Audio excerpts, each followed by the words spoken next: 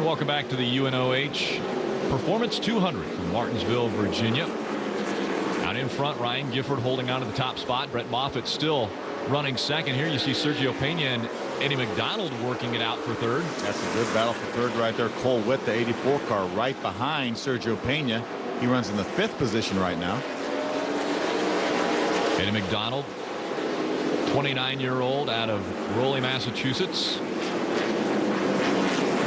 6-time winner in the K&N Pro Series East Division. And hold off a youngster trying to make his name in stock car racing.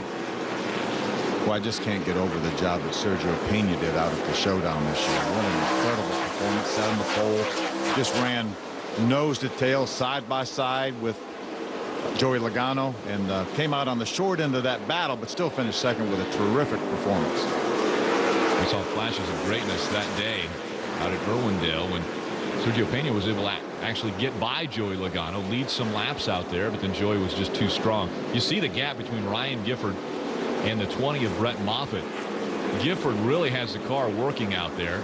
Still hasn't had to work around too much lap traffic up to this point in the race. So it won't be long before he'll get a lot of lap traffic. And that's what's difficult here at this racetrack, because you definitely want to be in the bottom. So the lap car is going to be in the bottom. You're going to more than likely have to pick your way around the outside. And we'll see the flag person showing the blue with yellow stripe across, which is Kim Lopez here, our normal Camping World Truck Series flagman. Warren Alston actually is our normal flagman. It was so hot yesterday that they actually took him to the hospital and gave him some fluids. Warren's back at the racetrack, but they brought in Kim Lopez to flag this race. There's a good battle for that 4th spot. Now we see Cole Witt making the move to the inside of Sergio Pena. Good move, the Red Bull Toyota on the inside. Preferred line. There's Kevin Swindell, the 9 car. Ooh, trouble for Max Gresham on pit road early. Wow, pretty amazing to see Max Gresham on pit road. What's going on with him, Derek? Guys, problems with your point leader, Max Gresham. He had a good starting spot, but unfortunately he cut a right front tire out there. He's got to bring it down pit road to get the tire changed, and unfortunately he's going to lose some valuable ground on the track. What a tough situation for Gresham. We were thinking he might be able to make it 3 wins in a row after claiming victory at South Boston and then backing it up at Iowa. Nice move by Kevin Swindell to get by that 4 car of Sergio Pena. Ty Dillon now the 3 car right behind. There's Miguel Paludo. Max Gresham makes his way back to the racetrack, at least 2 laps down. A difficult situation for Max Gresham.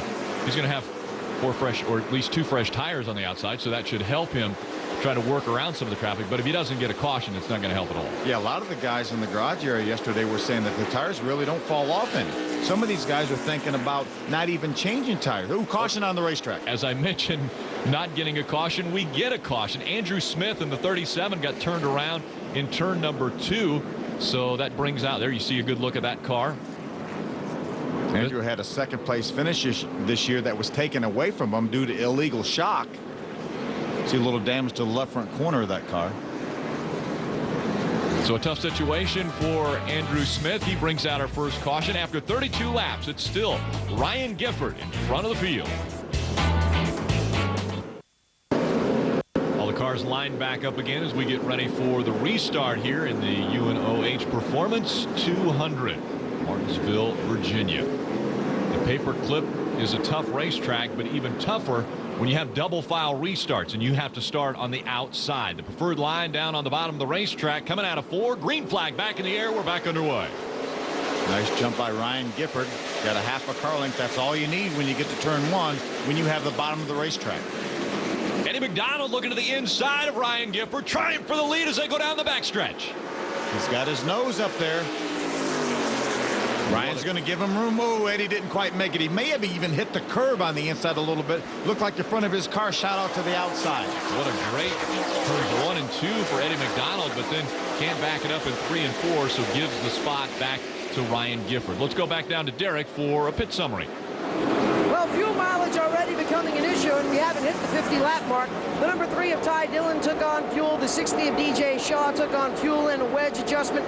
The 18 of Max Gresham, he came down the first time for a flat tire. The crew just checked the car out. There was nothing wrong with that. The number 1 of Kevin Swindell took on fuel. The 7 of Ryan Duff took on fuel. The 00 of Ryan Truex took on fuel, and he also also fixed the right front fender when they wrinkled the fender when the 12 got into him. Matt Kobaluk and the number 20 of Brett Moffitt all stayed out for the track position. And if you didn't have your notepad, we'll keep you up to date on all of the adjustments and changes that took place. Thank you very much, Derek. That was a pretty full report. It was. And I tell you, this is about when these guys had to get in their window. There's an opportunity possibly for some of those cars, if they don't need to come back in for tires, to maybe stay out. And when the rest of the field that hasn't pitted yet come in, then they will have some track position. Ryan Truex, we talked about him going to the back of the pack because of missing driver introduction. That may be a great strategy there. If his car is good enough, he may not pit anymore. We saw Andrew Ranger in that 35 on the bottom of the racetrack with the preferred line. Sergio Pena just behind him. Again, the battle for the lead. Ryan Gifford out front. Eddie McDonald into 71. On the restart, McDonald really looked good through 1 and 2. Looked as though he was going to challenge Gifford for the lead, but Ryan was able to keep out front. There's Brett Moffitt, the 20 car. What a bad luck he's had this year. He's had such a good car each and every race and hasn't been able to close the deal. Witt just behind him in the 84. Brett, a two-time winner last year, driving for Andy Santerre. Yeah, at the age of 16. Yeah. He's turned 17 now and looking for his first win in 2010. Cole Witt just behind him. Looks as though Cole Witt might have a little bit better car right now because he's all over the back bumper of that 20, and then you see the gap up to Eddie McDonald. Yeah, Ryan Gifford has been able to open up a little distance after they run a few laps on Eddie McDonald. We talk about young drivers. Cole Witt was the youngest ever USAC midget champion back in 2008. A lot of youth in this series. We see Ryan Truex in the 00 making his way by the 37 of Andrew Smith. Ryan Truex, our defending series champion. Saw that damage. Now we can see it again. A good view of that damage on the right front fender that Derek talked about. Ryan fixing Ryan's crew, led by Mike Gricci, fixing that during that last pit stop, as well as putting a little fuel in. Remember, you cannot put fuel and tires on the same pit stop. You're allowed 4 men over the wall, as we see Ryan Truex try to work to the bottom of Jason Pattison. You can have 4 men over the wall, and they can change 2 tires or fuel, but not on the same pit stop. They experimented with that in the Camping World Truck Series last year and changed back to being able to do both fuel and tires on the same stop. Here we have a battle for 7th. Matt Kobaluk on the outside, Jake Crum on the inside in the 0-1. A little contact as they come out of 4. You know, Jake won the big Bailey's 300 late model race that they have here at Martinsville last year. That's one of the biggest races all over the country for late models. Jeff Anton in the 30 now on the back bumper of that 40 of Matt Kobaluk. And you see Andrew Ranger just behind him in the 35. So we're lined up nose to tail now. Guys looking for an opportunity to get by, and sometimes they'll make their own opportunity using the front of these race cars to get the guy in front of them a little out of position. Still early, though. You know, we just passed the quarter distance mark, lap 50. So it's still really early, but you know, some guys maybe a lot of the cars up front have not pitted yet, so they know they're going to have to at least pit for fuel, if not fuel and tires. And an opportunity to work on their car as well. Ryan Gifford looking extremely strong here in Martinsville as he's put about 12 car lengths between himself and Eddie McDonald. You see the field going through. A 00 of Ryan Truex still on the back bumper of McKenna Bell in the 8. He's right behind Ty Dillon in the 3 car.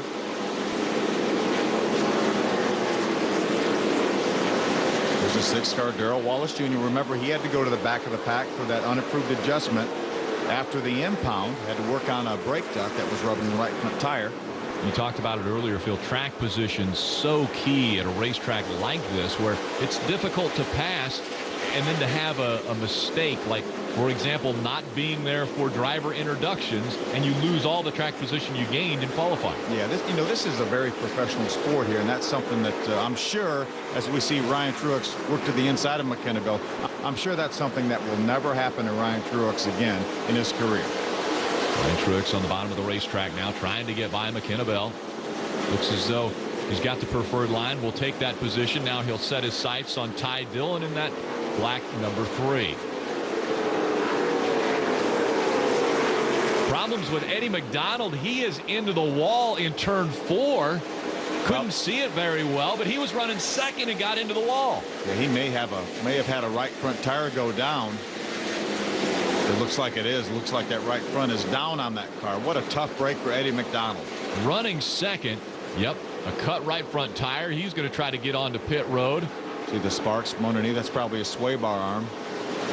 McKenna Bell looks slow. like she has some sort of a problem as well. She's going to make her way to pit road. She ducks onto pit road, as will Eddie McDonald. So she may have a right front tire also. Now we've had other drivers come in claiming that there was a cut right front tire. Why are we seeing all these? Well, a lot of times you can melt the bead on these tires with a brake heat. We talk about how is that Jeff Anton up against the outside wall? Another slid. It's Jeff Anton slow against. I think he's made some outside contact. wall. It doesn't look like his right front tires down as well. Well, you talk about it. We're using the brakes a lot here. You can melt that bead, and potentially we've had 3 in a row. That's amazing. So Jeff Anton will also try to make his way onto pit road. A lot of damage to the right front of that race car. He could have had a tire rub with all that damage, or that cut tire could have put him in the outside wall. But meanwhile, Ryan Gifford is on rails. And again, Ryan Gifford's closest competitor was the 71 of Eddie McDonald. McDonald got into the wall in turn number 4. So now it's Brett Moffitt back there in the 20 that's going to be trying to reel in that number 2 of Ryan Gifford. Cole Witt all over the back bumper of Brett Moffitt. They're a full half a straightaway behind the leader right now, Ryan Gifford. Kevin Swindell, the 9 car, running 4th, 3rd in line right there. Yeah, it's amazing that Eddie McDonald drops out of this heated battle for the lead, and now we've got Brett Moffitt, Cole Witt, Kevin Swindell in the 9. How about Miguel Paludo running up in the top 5? Miguel Paludo with an impressive performance today out of Sao Paulo, Brazil. I think that's the 3rd ever oval race for Miguel Paludo, and this is not an easy racetrack by any means, and he's doing a terrific job. We saw Narain Karthikeyan in the Camping World Truck Series earlier this year come out of this racetrack with a 13th place finish and on the lead lap, and it was like, that's amazing for the guy to be on this track for the first time. Yeah, with all the fenders on that truck as well. So he did oh, look at there. Cole Witt gets right by front the 20. tire. Brett Moffitt slow on the racetrack. It looks as though he's got the right front tire problems again. That's at least a half a dozen right front tires that have gone down in the last 5 laps. Caution is out. Caution comes out. It's not for Brett Moffitt, though. It's Eddie McDonald that gets turned around on the racetrack. But what an incredible break for Brett Moffitt. He would have lost at least 2 laps had that caution flag not come out. Caution on the racetrack once again. This time it's Eddie McDonald that brings out the yellow. Ryan Gifford still out front.